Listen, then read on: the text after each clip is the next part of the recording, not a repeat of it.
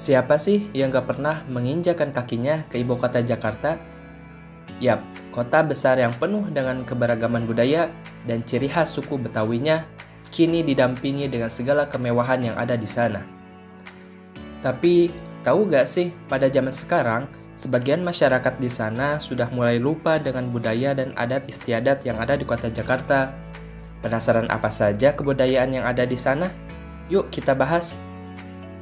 Pertama, yaitu tradisi pencaksilat. Budaya Jakarta yang satu ini memiliki banyak ragam aliran yang berbeda-beda di setiap perguruannya. Tetapi jangan khawatir, meskipun banyak, kita bisa mulai mengenalkan seni bela diri ini pada anak sejak usia 4 tahun. Tradisi ini sangat bagus untuk dipelajari anak-anak sebagai salah satu cara untuk melindungi diri dari hal-hal yang tidak diinginkan.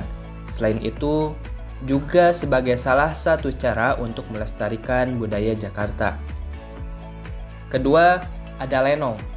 Lenong adalah kebudayaan khas Betawi berupa lantunan gambang kromong yang disertai dengan lawakan tanpa plot cerita. Hingga kini, budaya lenong masih berkembang dan merupakan ciri khas berupa banyolan dari rangkaian cerita yang tidak berkaitan. Pertunjukan lenong menggunakan sebuah panggung yang ditata dengan sejumlah dekorasi pendukung. Sebagai informasi, pertunjukan lenong dibagi atas 3 bagian. Ada dimainkan lagu pembukaan berirama cepat untuk mengundang penonton datang, dimainkan juga lagu-lagu hiburan untuk para penonton. Di awal perkembangannya, lenong memainkan cerita-cerita tentang kerajaan, baru kemudian memainkan cerita-cerita di kehidupan sehari-hari. Yang ketiga yaitu ondel-ondel. Ondel-ondel adalah patung raksasa yang dijadikan sebagai ikon kota Jakarta. Ondel-ondel ini biasanya tampil berpasangan, ada pria dan wanita. Cara membedakannya, pria mengenakan topeng berwarna merah dengan kumis dan cambang serta pakaian berwarna gelap. Lalu wanita mengenakan topeng putih dengan gincu merah dan menggunakan pakaian berwarna terang. Namun keduanya dihiasi kembang kelapa, hiasan kepala khas Melayu. Ondel-ondel ini dibuat dengan rangka bambu, agar bisa dibawa dengan orang dari dalamnya. Buat anak-anak, ondel-ondel mungkin menakutkan, namun sering berada dalam barisan terdepan dalam suatu arak-arakan. Yang keempat yaitu tanjidor. Salah satu budaya Jakarta ini memang tidak asing. Dulunya, tanjidor adalah musik Betawi yang dimainkan oleh orang-orang yang ingin mempersembahkan pertunjukan untuk menir-menir Belanda.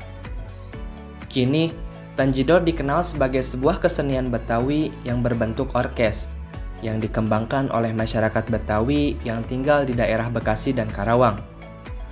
Alat-alat musik yang dimainkan dalam tanjidor terdiri dari klarinet, piston, trombon, saksofon, drum, simbal, dan tambur. Grup musiknya biasanya terdiri dari 7-10 orang. Dulu, tanjidor banyak dimainkan di rumah-rumah saat musim bercocok tanam. Namun, seiring berjalannya waktu, saat ini banyak dimainkan sebagai pertunjukan untuk mengarak pengantin dan menyambut tamu agung. Yang kelima, ada batik Betawi. Siapa yang tak kenal dengan batik?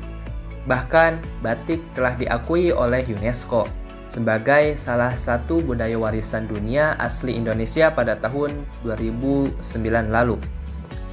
Setiap daerah di Indonesia pasti memiliki kain khas. Begitu juga dengan salah satu suku yang cukup terkenal di Indonesia, yaitu suku Betawi.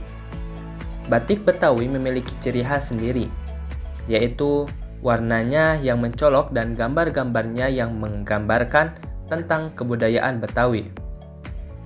Motif batik Betawi juga banyak dipengaruhi oleh budaya Arab, India, Belanda, dan Cina. Batik Betawi berbentuk kain panjang dan kain sarung yang motifnya dikerjakan dengan tulis dan cap. Bahan kainnya berupa sutra, ATBM, prima, primis, dan dobi. Itulah beberapa kebudayaan Jakarta yang bisa dikenalkan dan dipelajari. Semuanya sangat kental dengan budaya Betawi dan mudah untuk dipahami. Saya, M. Fauzan Ansori.